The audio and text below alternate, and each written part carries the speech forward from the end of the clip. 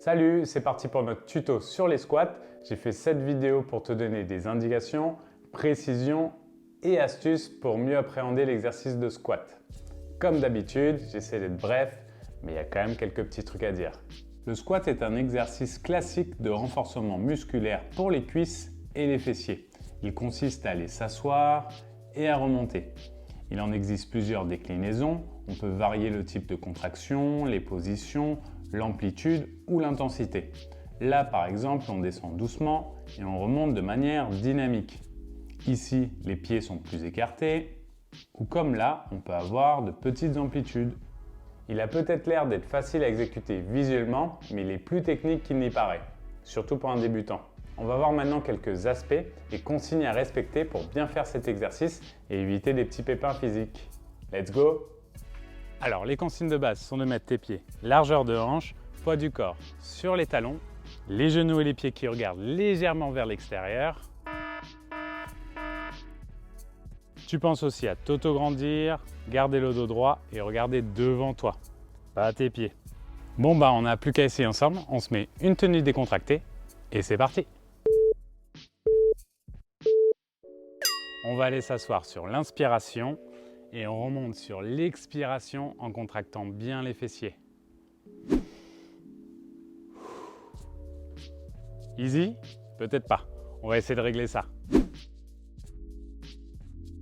Alors première chose, comme dans tous les exercices, il est indispensable d'engager nos abdominaux.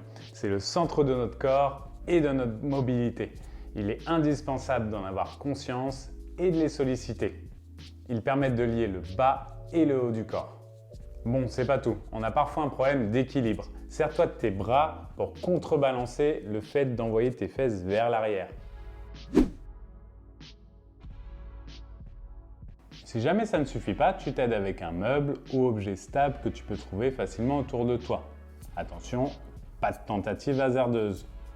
Ça va t'aider à être stable et ne pas avoir peur de tomber. Ça fait pas mal d'infos tout ça. On se fait un petit break. Si jamais te tenir à quelque chose ne suffit pas, tu mets une chaise derrière toi, tu t'assois et tu remontes. En général, ça marche bien. Par contre, ne te sers pas de l'élan pour remonter. Contrôle toujours le mouvement pour être bien efficace dans la contraction musculaire. Pense aussi à bien répartir ton poids et de coordonner dans l'ordre les articulations des hanches, des genoux et des chevilles. On dit souvent qu'il ne faut pas que les genoux dépassent les pieds. C'est souvent vrai. Après, il ne faut pas oublier qu'on n'est pas tous anatomiquement faits de la même manière. Heureusement. L'idée, c'est d'avoir le poids réparti de manière équilibrée et de ne pas prendre toute la charge sur les genoux. Dans tous les cas, tu t'inquiètes pas, il faut aussi un peu de pratique pour que le corps intègre le mouvement. Tu peux aussi faire des demi-amplitudes pour que petit à petit, une fois que tu es à l'aise, tu descendes un peu plus.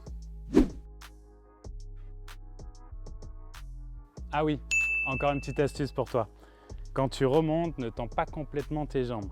Garde les genoux légèrement déverrouillés et le travail sera encore plus efficace.